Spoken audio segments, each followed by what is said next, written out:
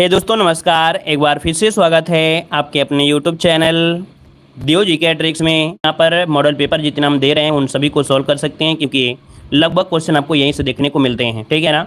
चलिए, good evening सभी को, गुड इवनिंग सभी को, गुड इवनिंग सभी को, जय हिंद।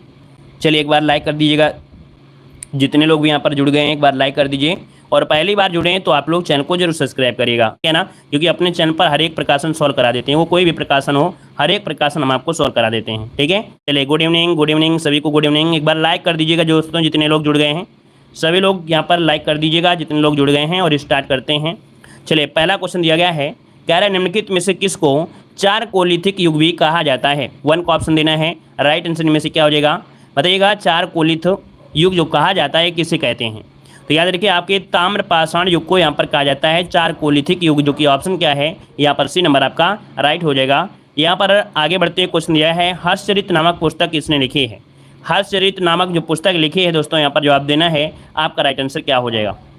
तो देखिए, हर्षचरित जो लिखा है वो बाणभट्ट ने, है ना। ऑप्शन क्या हो जाएगा यहाँ पर बाणभट्ट, जो कि ऑप्शन अभी नंबर राइट हो जाएगा। और इसमें क्या लिखा गया है, तो इसमें आपके हर्षवर्धन के बारे में, या कह सकते हैं वर्धन वंश के बारे में लिखा गया है। अगला क्वेश्चन दिया है, पानीपत के तीसरे युद्ध में किसने मराठों को हराया था। तो पानीपत का जो तीसरा युद्ध है इसमें हराया था मराठों किसने। यहाँ पर देखिए, अफगानों ने। किसने? अफगानों ने हराया था। याद रखिए, अहमद शाह अब्दाली जो अफगान था, अहमद शाह अब्दाली था, वो क्या था, अफगानी तो था, उसने हराया था। तो ऑप्शन क्या बनेगा यहाँ पर, आंसर आपका बन जाएगा ए नंबर। आगे बढ़िए, क्वेश्चन आपसे दिया गया है कि 1857 की क्रांति सर्वप्रथम कहाँ से प्रारंभ हुई थी। 1857 की क्रांति सर्वप्रथम कहाँ से प्रारंभ हुई, यहाँ पर जवाब दीजिएगा 4 नंबर में। तो ऑप्शन क्या हो जाएगा आपके मेरठ से स्टार्ट हुई थी। कहाँ से? मेरठ से। कब तारीख से? तो आपके 10 मई से। कब से? 10 मई से स्टार्टिंग हुई थी। अगला क्वेश्चन है कि स्तंभधारी बंदोबस्त किसने लागू किया था। स्तंभधारी बंदोबस्त जो लागू किया वो किसने लागू किया। यहाँ पर इसे हम लोग भू राजस्व व्यवस्था भी कहते हैं। याद रखिएगा कि इसे हम लोग भू राजस्व की स्थायी जो बंदोबस्त है उसे ही कहा जाता है। इसे स्तंभदारी भी कहते हैं, जागीरदारी भी कहते हैं, मालगुजारी भी कहते हैं, बिस्वेदारी भी कहते हैं। क्या? बिस्वेदारी भी कहते हैं। तो ये कई नामों से आपका जाना जाता है। तो 5 का ऑप्शन से हो जाए आपके लॉर्ड कॉर्नवालिस, जिसका ऑप्शन है यहाँ पर आपका सी नंबर लॉर्ड कॉर्नवालिस, इसका आंसर राइट हो जाता है। ये आपके बंगाल, बिहार, उड़ीसा और उत्तर प्रदेश के वाराणसी तक क्षेत्र में आपकी लागू की गई थी। अगला है कि निम्नलिखित महापुराणों में से कौन भारतीय जागृति का जनक कहलाता है। निम्नलिखित पुराणों में कौन भारतीय जागृति का जनक कहलाता है 6 नंबर में। तो देखिए, आपके राजा राम मोहन राय जो ऑप्शन है आपका बी नंबर। अब राजा राम मोहन राय के इतने नाम है, जैसे कि यहाँ पर भारतीय पुनर्जागरण का पिता कहा जाता है ना। भारतीय राष्ट्रवाद का पैगंबर कहा जाता है। अतीत और भविष्य के मध्य सेतु कहा जाता है। भारतीय राष्ट्रवाद का जनक कहा जाता है। आधुनिक भारत का पिता कहा जाता है। प्रथम आधुनिक पुरुष भी कहा जाता है। युगदूत भी कहा जाता है। बहुत नाम इनके दिए गए हैं। ऑप्शन क्या हो जाएगा आपका बी नंबर। आगे बताइएगा कि महात्मा गांधी ने 1930 में सविनय अवज्ञा आंदोलन कहाँ से आरंभ किया था। ये जो आरंभ किया था, देखिए आपके दांडी से, जो कि ऑप्शन क्या है यहाँ पर आपका बी हो जाएगा, दांडी से। अगला है कि 1904 में क्रांतिकारी संगठन अभिनव भारत संगठित किया गया था। तो ये जो अभिनव भारत आपका है ना, वी.डी. सावरकर के द्वारा महाराष्ट्र नासिक में संगठित किया गया था। तो ऑप्शन क्या हो जाएगा आपका डी नंबर है, महाराष्ट्र हो जाएगा। अगला है, निम्नलिखित में से किस एक ने सुभाष चंद्र बोस को देश नायक कहा था। किस एक ने सुभाष चंद्र बोस को देश का नायक कहा। यहाँ पर 9 का ऑप्शन क्या बनेगा। तो 9 का ऑप्शन यहाँ पर याद रखिए सी नंबर रविन्द्रनाथ टैगोर ने यहाँ पर कहा था, जो कि ऑप्शन बनेगा क्या यहाँ पर सी नंबर आपका राइट हो जाएगा। क्लियर है ना। यहाँ पर महात्मा गांधी ने भी कहा था, देशभक्तों का देशभक्त कहा था। याद रखिए, देशभक्तों का देशभक्त किसे कहते हैं, तो आपके याद रखिए सुभाष चंद्र बोस को ही कहा गया था। यहाँ पर आगे बढ़ते हैं, क्वेश्चन दिया है, निम्नलिखित में से किस एक्ट के द्वारा भारत के गवर्नर जनरल को अध्यादेश जारी करने की शक्ति प्रदान की गई है। चलिए दोस्तों, वीडियो पसंद आए तो वीडियो को लाइक जरूर करिएगा, शेयर सपोर्ट जरूर करते रहेगा, है ना। चलिए बताइएगा कि निम्नलिखित में से किस एक्ट के द्वारा भारत के गवर्नर जनरल को अध्यादेश जारी करने की शक्ति है। तो अध्यादेश यहाँ पर किसके बारे में दिया है, गवर्नर जनरल के बारे में दिया है। तो 10 का ऑप्शन जो आपका क्या है, यहाँ पर जो इंडियन काउंसिल एक्ट आपका आया था 1861, इसका जो ऑप्शन है यहाँ पर आपका बन जाएगा बी नंबर राइट हो जाएगा। और ये जो अध्यादेश आपका है 6 महीने तक आपके लागू रह सकते हैं। ठीक है ना। आगे बढ़िए, क्वेश्चन दिया है कि विश्व का सबसे ऊंचा पर्वत शिखर कहाँ पर है। विश्व का सबसे ऊंचा पर्वत शिखर पूछा गया, ऊंचा। तो भैया आप ही बताइए कहाँ पर मिलेगा, भारत में है या नेपाल में है। क्या जवाब बनेगा। चलिए, भारत बताएंगे या नेपाल बताएंगे, क्या बताने वाले हैं। चलिए, 11 नंबर में कह रहे हैं तिब्बत हो जाएगा। अच्छा भैया ये बताइए, यहाँ पर पर्वत शिखर पूछा है ना, तो क्या जवाब देंगे। यहाँ पर नेपाल बताएंगे ना, नेपाल में है। कि आप तिब्बत में बताएंगे, वो नेपाल में जो आपका तिब्बत में वो पठार है, तिब्बत में जो आपका है वो पठार है। यहाँ पर पर्वत शिखर आपके नेपाल में है। ठीक है, भारत भी मत कहिएगा। अगला दिया गया है कि किस ग्रह के चारों ओर वलय पाए जाते हैं, बिल्कुल ईजी दिया गया है। तो वलय पाए जाते हैं आपके किसमें, तो आपके शनि के चारों तरफ आपके वलय रहते हैं अर्थात छल्ले रहते हैं। अच्छा ये बताइएगा कि शनि ग्रह के जो आपके वो हैं, शनि ग्रह के कह सकते हैं जो उपग्रह हैं वो कितने हैं। शनि ग्रह के जो उपग्रह हैं वो सबसे ज़्यादा हैं, तो कितने उपग्रह हैं इसका जवाब कमेंट बॉक्स में कमेंट कर दीजिएगा सभी लोग, ठीक है ना। अगला बताइएगा, तमिलनाडु में जाड़ों में वर्षा होती है क्यों। तमिलनाडु में जाड़ों में वर्षा होती है, ऐसा क्यों। तो ऐसा होता है जो कि मानसून जो होता है उत्तर पूर्वी मानसून की वजह से, उत्तर पूर्वी मानसून की वजह से होता है। जैसे कि यहाँ पर देखो एक मानसून तो यहाँ से होता है और उत्तर जो आपका दिया ये है, और इसके बाद पूरब कौन सा, उत्तर आपका जो है कौन सा ये वाला है, पूरब ये है, तो एक मानसून आपका ऐसे आता है, अर्थात मतलब ये कह सकते हैं कि उत्तर पूर्वी मानसून से आपका होता है। अगला बताइएगा, कह रहा आपसे यहाँ पर नर्मदा की ओर बहने वाली नदी कौन सी। नर्मदा कहाँ की ओर बहती है, नर्मदा जो बहती है वो कहाँ की ओर बहती है। तो 14 का ऑप्शन क्या बनेगा, ये पश्चिम की ओर बहती है, नर्मदा पश्चिम की ओर बहती है ना। अमरकंटक से निकलती है, जबलपुर में धुआंधार प्रपात बनाती है, शिवरी बनाती है। तो ऑप्शन हो जाएगा आपका सी नंबर। अगला है कि भारत वन रिपोर्ट 2021 के अनुसार देश में कुल जो आपका वन आवरण है वो कितना है। वन आवरण पूछा गया है दोस्तों, आपसे वन आवरण पूछा गया है, ना कि यहाँ पर वृक्षावरण और कुल टोटल नहीं पूछा गया है। तो यहाँ पर 15 का ऑप्शन क्या बनेगा, यहाँ पर 21.71% हो जाएगा, 21.71 जो ऑप्शन है यहाँ पर ये हो जाएगा। अगला है भारतीय आर्थिक समीक्षा प्रकाशित करता है। जो भारतीय आर्थिक समीक्षा है इसकी रिपोर्ट जो करेगा वो कौन करता है, जो आपका वित्त मंत्रालय होता है। कौन, वित्त मंत्रालय के द्वारा इकोनॉमिक जो सर्वे होता है वो वित्त मंत्रालय के द्वारा ही प्रकाशित की जाती है। ऑप्शन बने आपका भी नंबर। अगला वित्तीय वर्ष 2020-21 के अनुसार भारत का सबसे बड़ा मक्का उत्पादन राज्य जो आपका है कौन सा है, ये बताइए। मक्का उत्पादन में दिया गया है तो ऑप्शन क्या बन जाएगा। चलिए यहाँ पर जो आपका आंसर है 17 नंबर में ऑप्शन भी हो जाएगा आपका कर्नाटक है। क्या है, यहाँ पर कर्नाटक है। दूसरे नंबर में देखा जाए तो आपका मध्य प्रदेश और तीसरे नंबर में महाराष्ट्र है। आगे बढ़ते क्वेश्चन दिया गया है जीएसटी जो आपका है कैसा कर है। तो जीएसटी कर कैसा है, एक अप्रत्यक्ष कर है अर्थात इनडायरेक्ट कर है। तो ऑप्शन क्या हो जाएगा, बी नंबर आपका राइट हो जाएगा। अगला नीति आयोग के अध्यक्ष निम्नलिखित में से कौन है। नीति आयोग के अध्यक्ष पूछा गया है। तो देखो नीति आयोग के जो अध्यक्ष होते हैं कौन होते हैं, भारत के जो प्रधानमंत्री होते हैं वो भारत के प्रधानमंत्री कौन हैं, यहाँ पर नरेंद्र मोदी हो जाएंगे। अच्छा ये बताइएगा नीति आयोग के उपाध्यक्ष कौन है। नीति आयोग के उपाध्यक्ष का जवाब दीजिए जल्दी से कि नीति आयोग के जो उपाध्यक्ष हैं वो आपके कौन हैं, जल्दी से बताइए आप सभी लोग। नीति आयोग के उपाध्यक्ष कौन हैं, सुमन बेरी, बिल्कुल सही है। उपाध्यक्ष जो आपके हैं सुमन बेरी हैं। कौन, सुमन बेरी, इसका आंसर राइट हो जाएगा। और आगे बढ़िए क्वेश्चन दिया गया है भारतीय रिजर्व बैंक का राष्ट्रीयकरण किस वर्ष किया गया था। भारतीय रिजर्व बैंक का राष्ट्रीयकरण जो किया गया वो कब किया गया था, तो आपके 1949 में दोस्तों। कब किया गया था, तो आपके 1949 में 1 जनवरी, कब 1 जनवरी 1949 में इसका राष्ट्रीयकरण किया गया था।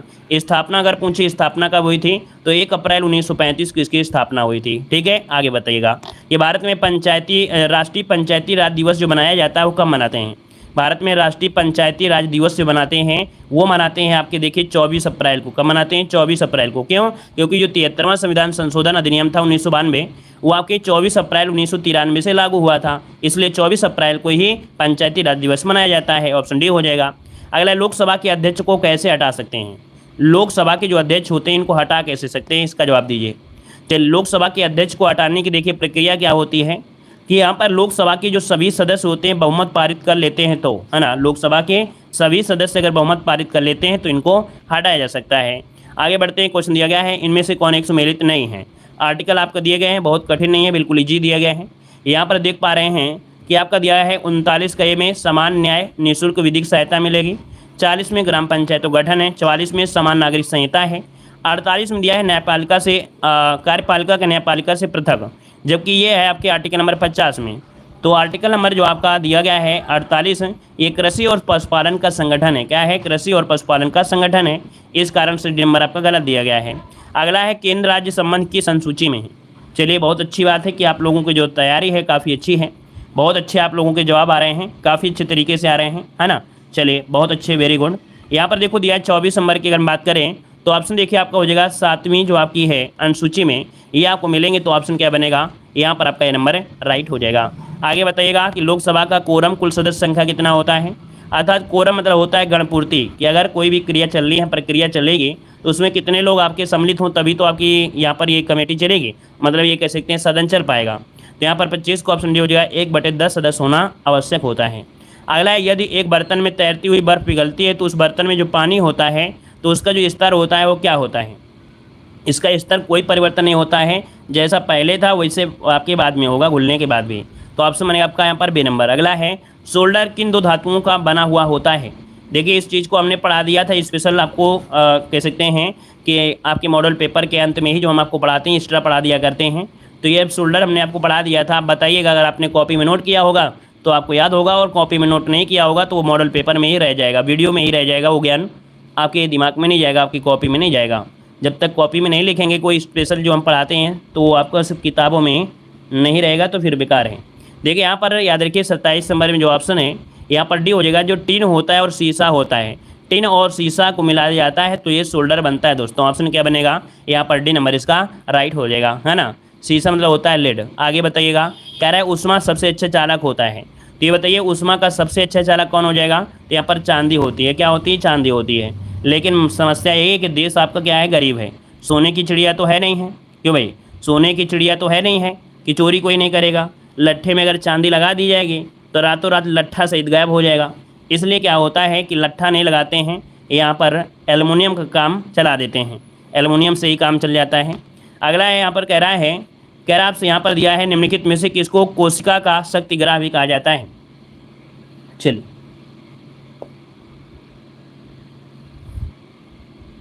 बिल्कुल सही है। पहले तो सोने की चिड़िया थी, अंग्रेजों ने लूट लिया। चलिए निम्नलिखित में से किसको कोशिका का शक्तिग्राह कहते हैं, कोशिका का पावर हाउस कहते हैं। तो ये होता है आपका, देखिए यहाँ पर 29 नंबर में ऑप्शन क्या हो जाएगा। चलिए ये देखिए जो आंसर है, आपका आंसर क्या हो जाएगा। अब ये क्वेश्चन आप लोगों से गलत हो सकता है, अगर तुक्का मारेंगे तो हो सकता है सही हो जाएगा, लेकिन तुक्का नहीं मारेंगे तो आप गलती कर देंगे। ऐसे क्वेश्चन में तुक्का मारना है कि लवक हो नहीं सकते हैं, गालजी का आपने पढ़ा है, कोशिका वित्त हो नहीं सकती है। यहाँ पर सूत्र कणिका को ही हम लोग बोलते हैं क्या है, सूत्र कणिका को ही बोलते हैं माइट्रोकांडिया। दोस्तों याद रखिए कि सूत्र कणिका को ही यहाँ पर माइट्रोकांडिया कहा जाता है, उसी को ही हम लोग कोशिका का पावर हाउस या कोशिका का शक्तिग्राह कहते हैं। याद रखिएगा, नोट कर लीजिएगा।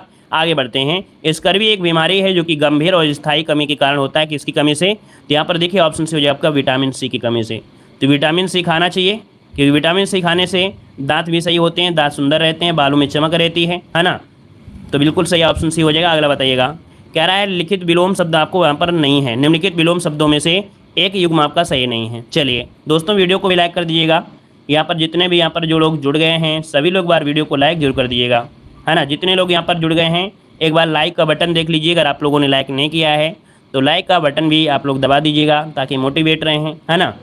चलिए यहाँ पर जवाब दीजिए क्या हो जाएगा। कह रहा है युग्मों में से कौन शुद्धाकार नहीं है 36 नंबर में। तो आप क्या कहेंगे? आप कहेंगे सर देखिए आयात का निर्यात होता है, पाप का पुण्य होता है, बद्ध का मुक्त होता है, नूतन का सनातन दिया गया है।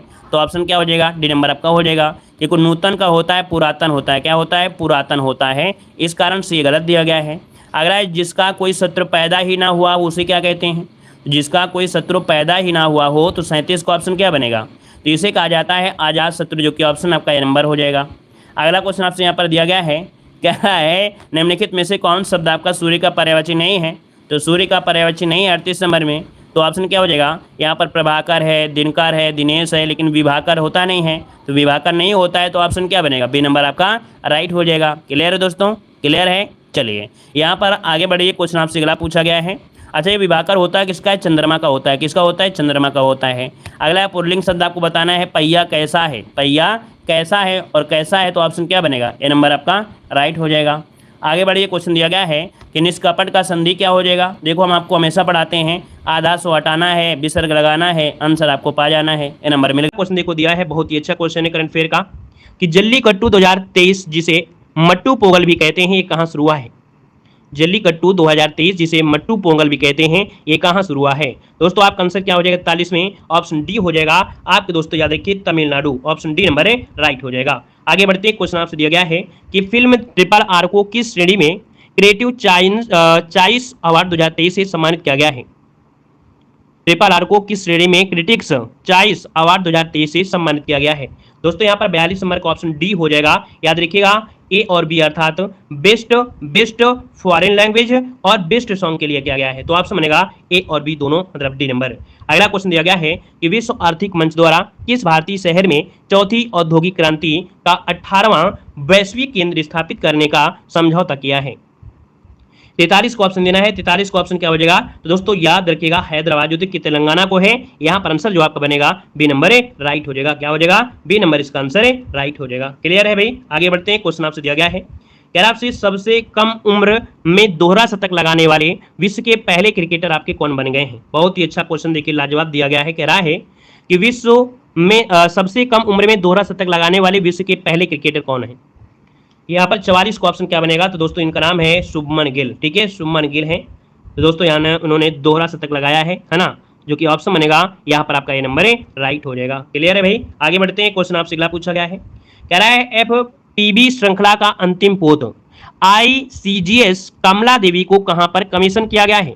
यहां पर जो आपका आंसर है भाई, ऑप्शन क्या बनेगा? यहां पर जो आपका आंसर है राइट, इनमें से क्या हो जाएगा? तो राइट आंसर की बात करते हैं 45 नंबर में, तो ऑप्शन बनेगा बी नंबर है। याद रखिए कोलकाता में। कहां पर है? कोलकाता इसका जो आंसर है यहाँ पर है, राइट हो जाएगा। आगे बढ़ते हैं, क्वेश्चन आपसे अगला पूछा गया है, जो कि काफी अच्छा क्वेश्चन आपके सामने है, कि वर्ष 2023 में संघाई सहयोग संगठन के शिखर सम्मेलन की अध्यक्षता किसके द्वारा की जा रही है? यहाँ पर 46 नंबर का ऑप्शन बनेगा ए नंबर। याद रखिएगा भारत के द्वारा। किसके द्वारा? भारत के द्वारा, जो कि यहाँ पर आंसर आपका ए नंबर बन जाएगा। क्लियर है? आगे बताइए, क्वेश्चन आपसे दिया गया है कि प्रति वर्ष 3 ट्रिलियन अनलॉक करने की पहल the Giving to Amplify Earth Action किसके द्वारा शुरू किया गया है? यहाँ पर 47 नंबर का ऑप्शन सी बनेगा। याद रखिएगा WEF। क्या हो जाएगा? WEF द्वारा the Giving to Amplify Earth Action जो शुरू किया गया है, ऑप्शन सी बन जाएगा। अगला क्वेश्चन देखो, दिया गया है कि भारतीय सेना द्वारा किस देश के साथ पहला संयुक्त प्रशिक्षण अभ्यास साइक्लोन फर्स्ट राजस्थान में आयोजित किया गया है? देखिए 48 नंबर का जो ऑप्शन है, इनमें से क्या हो जाएगा? इनमें से ऑप्शन बनेगा ए नंबर दोस्तों मिस्र। क्या बन जाएगा? ये भारत और मिस्र की सेनाओं के बीच एक अभ्यास हुआ है, जिसका नाम है अभ्यास साइक्लोन। ठीक है, 14 जनवरी 2023 से ये राजस्थान के जैसलमेर में आपका चला था। तो यहाँ पर आंसर आपका बनेगा ए नंबर, राइट हो जाएगा। आगे बढ़ते हैं, क्वेश्चन आपसे अगला पूछा गया है कि अमेरिकी नगर परिषद की सदस्य बनने वाली पहली अश्वेत समलैंगिक भारतीय मूल की महिला कौन है?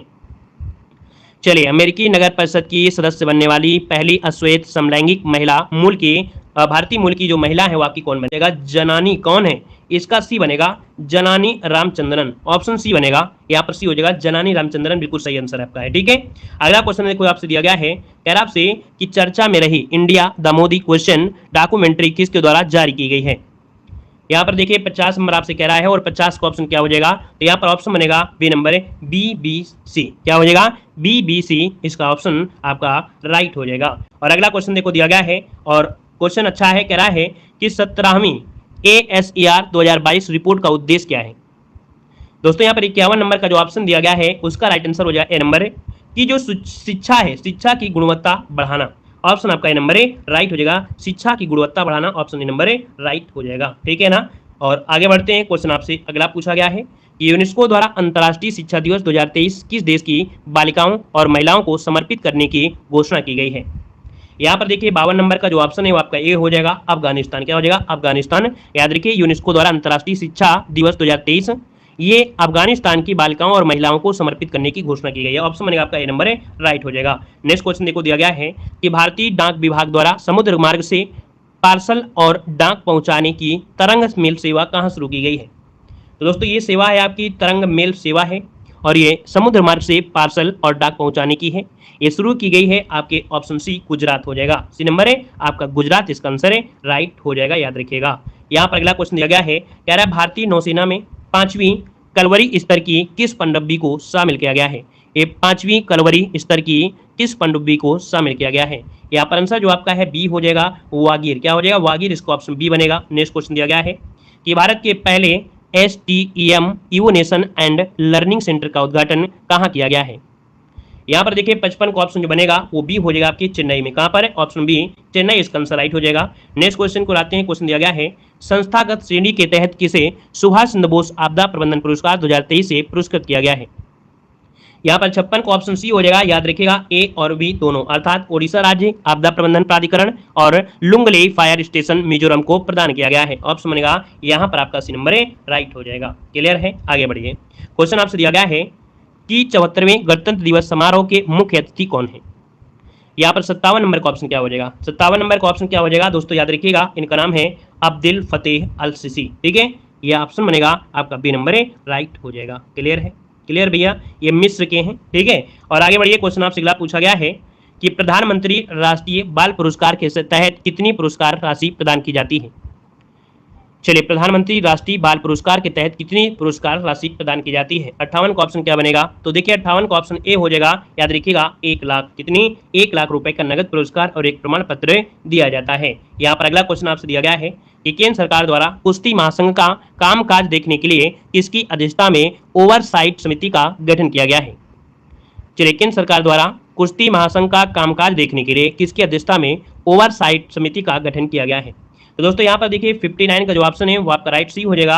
याद रखिएगा मैरी कॉम, क्या हो जाएगा, मैरी कॉम इसका जो आंसर है यहाँ पर राइट हो जाएगा। क्लियर है भैया, ठीक है। अभी आपने सुना भी था कि भारतीय कुश्ती महासंघ के जो अध्यक्ष थे ब्रजभूषण सिंह, है ना, इनके खिलाफ लगे यौन उत्पीड़न और भ्रष्टाचार के आरोपों की जांच के लिए निगरानी समिति का ऐलान किया गया है। यहाँ पर आगे बढ़ते हैं, क्वेश्चन आपसे दिया गया है उत्तर भारत का सबसे बड़ा तैरते सोलर प्लांट का उद्घाटन कहाँ पर किया गया है।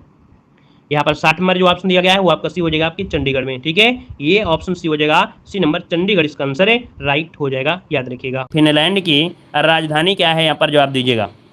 चलिए, फिनलैंड की जो राजधानी है वो आपकी राइट क्या हो जाएगा, तो देखो यहाँ पर आपका 61 नंबर में सभी को पता होना चाहिए। यहाँ पर देखिए हेलसिंकी, हेलसिंकी कहाँ पर है, ऑप्शन बी नंबर इसका राइट हो जाएगा। यहाँ पर अगला बताइएगा कि कौन सा सही सुमेलित है या मेल खाता है। तो कथक आपका केरल है क्या, कथक, कथक ये आपका कर्नाटक अपने यूपी का है। कहाँ का है भाई, ये यूपी का है। कुचिपुड़ी आंध्र प्रदेश का हो जाएगा, तो ये गलत है, ये गलत दिया है। भारतनाट्यम तमिलनाडु का है, देखिए आपका सी हो गया। कथकली कहाँ का है, तो आपके केरल का है, तो ऑप्शन क्या बना है, सी नंबर हो गया। अगला विश्व खाद्य कार्यक्रम संयुक्त राष्ट्र की खाद्य सहायता शाखा है, इसका मुख्यालय कहाँ पर है।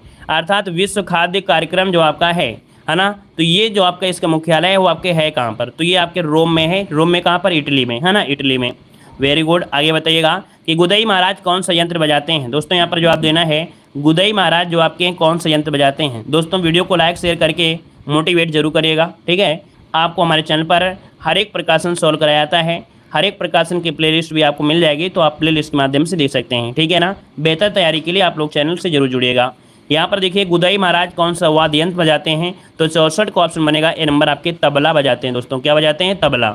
ये कौन से घराने से हैं, तो बनारस घराने से ये ताल्लुक रखते हैं, याद रखिएगा, और तबला बजाते हैं, याद रखिएगा, है ना। और यहाँ पर आगे बढ़ते क्वेश्चन दिया गया है कि साहित्य में नोबेल प्राप्त करने वाले प्रथम भारतीय कौन थे, तो बिल्कुल ईजी हो गया है, बहुत बार आपने पढ़ा है कि आपके 1913 में, कब भैया 1913 में ये रविन्द्रनाथ टैगोर थे जिन्हें गीतांजलि के लिए ये पुरस्कार दिया गया था। बांधों का आधुनिक भारत के मंदिर किसने कहा था, बांधों को आधुनिक भारत के मंदिर किसने कहा था।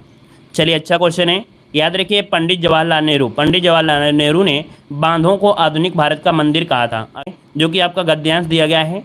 और गद्यांश में देखो दिया गया है कि रिक्शे पर मीरा के साथ हंसी बोली ऋतु घर पहुंची, सीढ़ियाँ चढ़ने लगी तो कुछ झगड़ने की आवाज़ें सुनाई दी, ऊपर पहुंची तो देखा दोनों आजू बाजू पड़ोसन झगड़ रहे थे। अब देखो झगड़ा से संबंधित आपका क्वेश्चन है, तो क्या आप लोग सॉल्व नहीं कर सकते हैं, आसानी से कर सकते हैं। वही दिया है कि ऋतु को कैसी आवाज़ें आ रही थी, तो कैसी आवाज़ें आ रही थी, लड़ने झगड़ने की आवाज़ें आ रही थी। कितना ईजी है, आसानी कर सकते हैं, है ना। और यहाँ पर देखो एक दिया गया है महरी किसे कहा जाता है, महरी, तो महरी कहा जाता है काम वाली को, जो होती है काम वाली को कहा जाता है। ऋतु का मन घृणा से भर गया था, क्यों, तो यहाँ पर देखिए ऑप्शन हो जाएगा सीढ़ियों पर कचरा फैल गया था, इसलिए।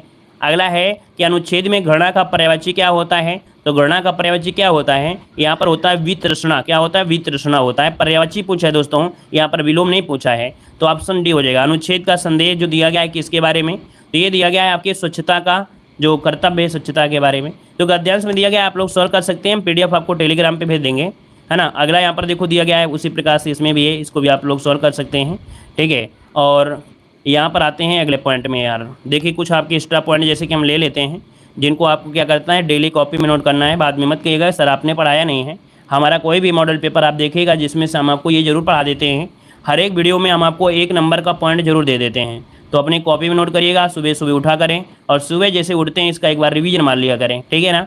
देखिए यहाँ पर क्रांति संबंधित आपका दिया गया है, कह रहा है हरित क्रांति का जनक मतलब हरित क्रांति का जो संबंध है किससे है, खाद्यान्न उत्पादन से है। श्वेत क्रांति का संबंध आपके दुग्ध उत्पादन से है। नीली क्रांति का संबंध आपके मत्स्य उत्पादन से है ना। भूरी क्रांति का संबंध आपके उर्वरक उत्पादन से है। रजत क्रांति का संबंध आपके अंडा उत्पादन से है। पीली क्रांति का संबंध आपके तिलहन उत्पादन से है। कृष्ण क्रांति का संबंध किससे है, तो यहाँ पर आपका बायोडीजल उत्पादन से है ना।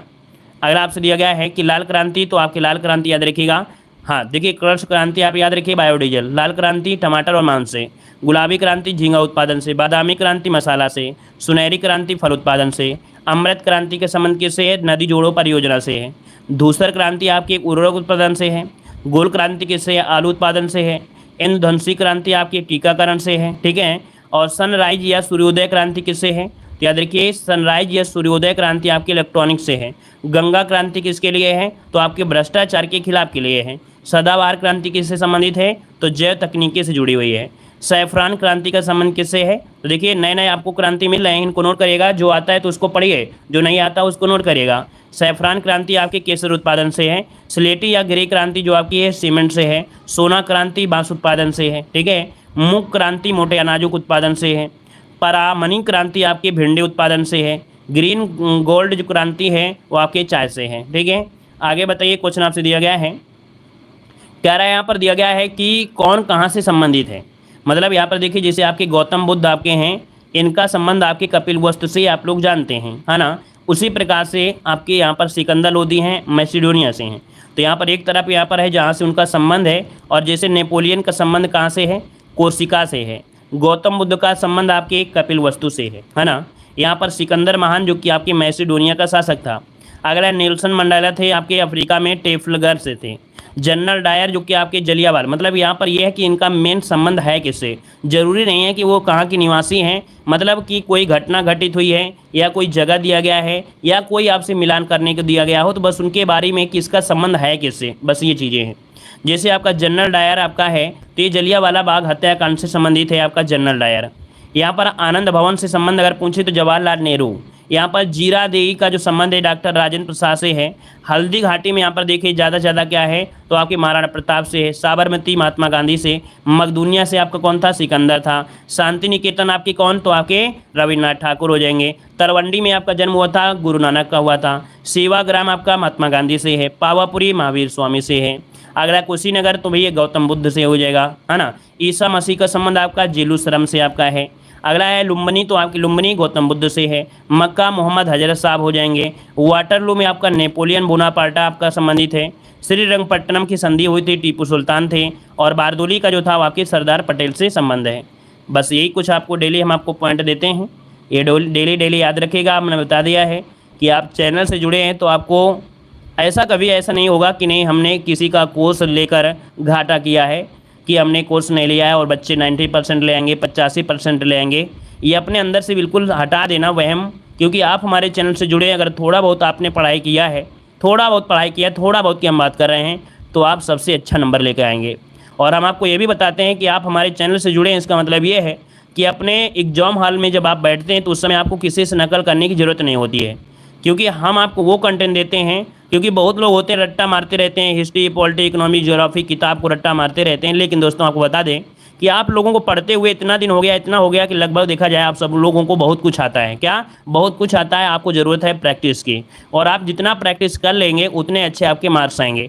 आपको ऐसा प्रतीत होगा कि आप अगर हमारे चैनल में 15 दिन रुकेंगे, 15 दिन के बाद लगेगा कि अरे सर जी ये तो मॉडल पेपर हमने लगा लिया है, या ये क्वेश्चन आपने रटा दिया है, ऐसा प्रतीत होगा, क्योंकि हम आपको एक दिन में 3 मॉडल पेपर दे। चलिए धन्यवाद, जय हिंद, वंदे मातरम।